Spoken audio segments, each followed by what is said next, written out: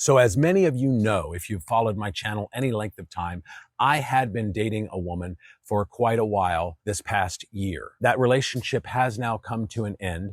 One of the things that came up probably towards the latter half of the relationship was that she claimed to be neurodivergent. I wasn't really familiar with that term other than from the Divergent movies, but I had to look it up and kind of see what that was all about and see if that led to some explanation for some of the things that she was doing in the relationship that I found to be destructive. And so this video is basically exploring what I found, what I was seeing with my relationship with her, and how my better understanding of neurodivergency now could have helped me while I was actually in the relationship with her. So that's what we're talking about today in this video. Hi, I'm Jeff Campbell from DivorcedParentsClub.com, and I'm glad you're here with me. So first, let's define what neurodivergent is, because again, I didn't really know what that was when she first said that to me.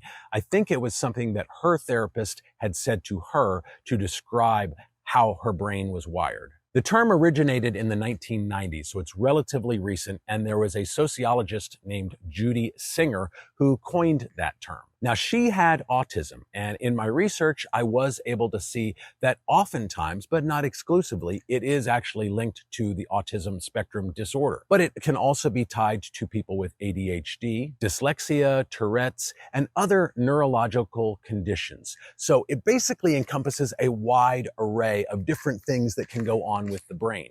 So it's not exclusively tied to autism, and somebody that is neurodivergent or claims to be isn't necessarily on the autism spectrum, but they could be. Harvard University actually probably said it better when they said that neurodiversity is a way of thinking where you're just experiencing and interacting with the world around you in a different way, and that there's no one right way of thinking, and that these differences shouldn't be viewed as deficits. The next question that I had was, is neurodivergence a medical condition? And the short answer is no, although certainly some of the things that fall under that umbrella term of neurodivergence, like autism or ADHD, can definitely be considered medical conditions. But as a whole, neurodivergence is not a medical condition. Essentially, it's a label, not a diagnosis. Dr. Laura Boxley of Ohio State University, and she is in charge of the Clinical Neuropsychology Training Department, said that neurodivergence is a social term,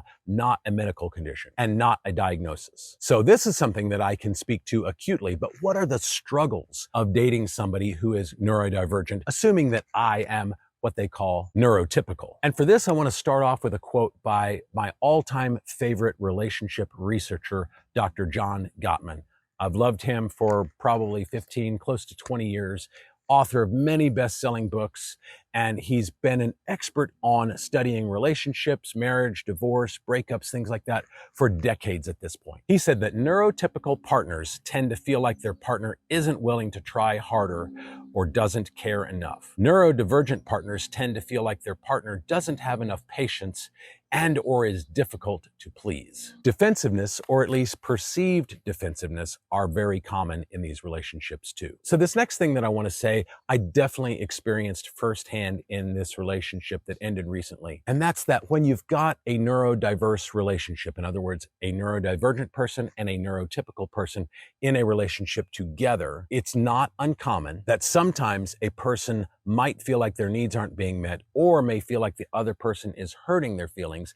And it's not because the other person is trying to hurt their feelings. It's because they simply can't wrap their head around what the other person is needing, or it's just simply something they are actually incapable of doing. And I didn't really realize any of this, really. This is something that I've researched after the relationship ended. So it's not something that I knew and was just choosing to ignore while I was in the relationship with her. But ultimately, if this relationship would have worked, it would have required both of us being focused on balance and patience and better communication and less defensiveness about the other's actions, and compromise. So obviously my relationship failed. So why do neurodivergent relationships fail with a neurotypical person? And essentially it comes down to both people misinterpreting social cues, emotional needs, and the actions of the other. And then how we respond to conflict.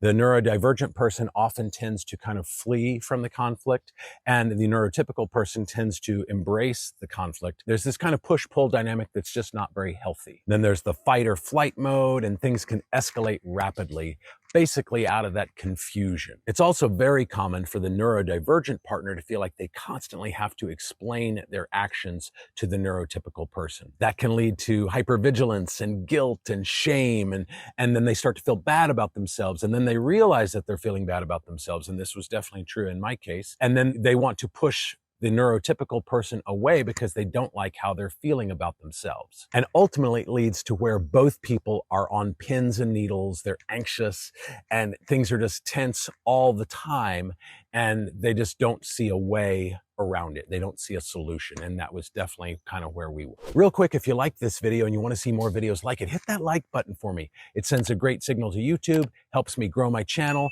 and it's a great way to say thank you to me for taking the time to make these videos. Another question that came up when I was researching this, and bear in mind, I did research this video very, very thoroughly. I'm going to link to all of my sources down below in the description in case you want to check any of those out, because I did spend a lot of time researching this video, because even though I was in this relationship, the concepts were very, very new to me, and I wanted to make sure I got it right. But one of the things that came up in my research is a common thread of comparing narcissists to neurodivergence. And it's interesting because the woman that I was just in this relationship with, when we first met, she did actually describe herself to me as narcissistic. Now, I don't think she had full-blown NPD, narcissistic personality disorder, and I don't think she thought that either. But she did have some strong narcissistic tendencies and traits.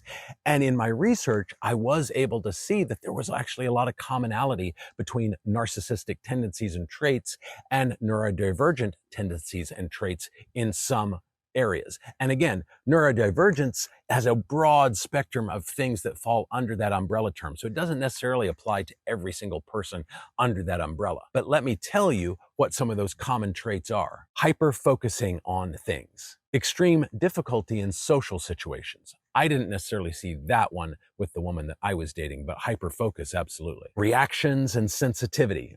We probably were both guilty of that. Unusual emotional regulation. Need for control. And I think that was definitely true in our relationship, and definitely a strong trait of narcissists as well. And then a need to live outside the rules, or in the case of narcissists, believing that the rules don't apply to them. And I think that was definitely true in my past relationship as well. But it is worth pointing out that, of course, narcissism is a personality disorder, whereas neurodivergence is a neurological condition. So they're very different technically, even though there's clearly some overlap in some of the symptoms and signs. And neurodivergence, unlike narcissists, do not specifically involve themselves in manipulation tactics or exploitation of others. And the only way that would show up is if they actually did indeed have both neurodivergence and narcissism. So what are the most common types of conflicts that show up when you've got a relationship between a neurodivergent and a neurotypical person? I would say mind reading or misreading and jumping to conclusions. And that's something that I think we definitely struggled with. Not giving each other the benefit of the doubt, not having the first assumption be that they aren't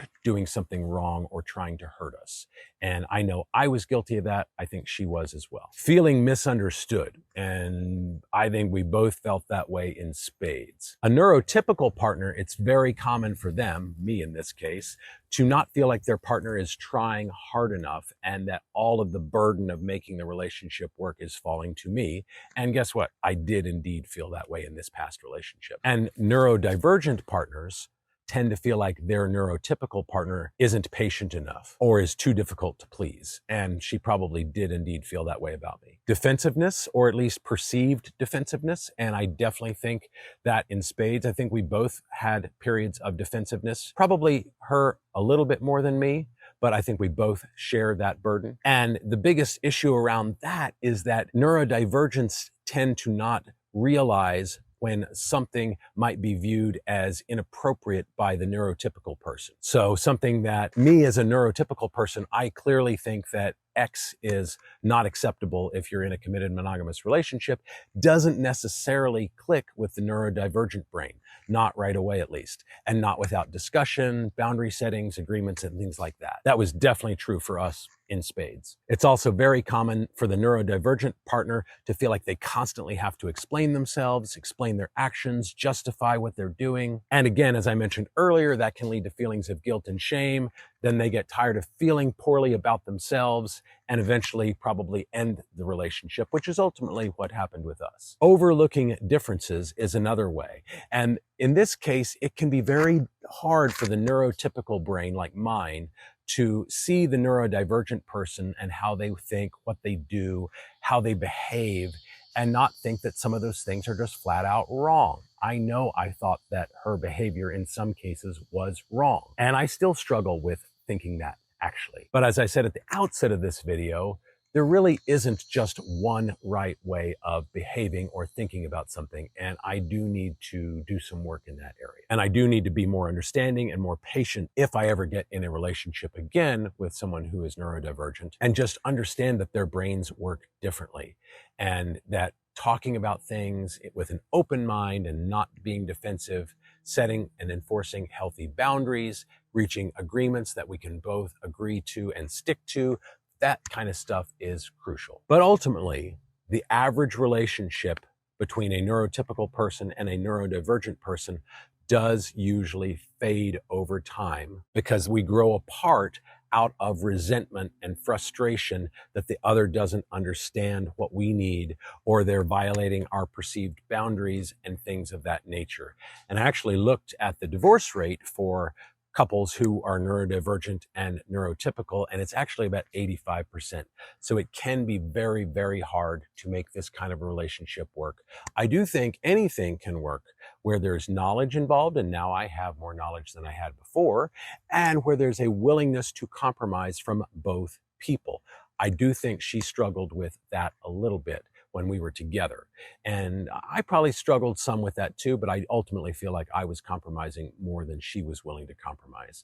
But it will take compromise from both people in order to make that work. It's going to take some setting of boundaries. What is acceptable? What's not acceptable? And how do we monitor that? What are our definitions? We struggled to define monogamy in any way that was remotely similar to one another. So defining things like that, because again, their brain does think about those things differently than mine does. And that never occurred to me at the outset of when we started dating. Anyway, I'm back on dating apps now, unfortunately. And if you're new to dating apps, or you're recently back on dating apps, you're not sure how they work, or you're not seeing any success, I do have a video where I walk you through all of the do's and don'ts of dating apps. I actually met this last woman on Tinder, so I do have some good experience with dating apps. I went out on several dates a year and a half ago with women that I met on dating apps. So if you want to know the best ways to set up your dating app profile for success, I want you to check out this video right up here on my channel. But for now, I'll see you in the next video.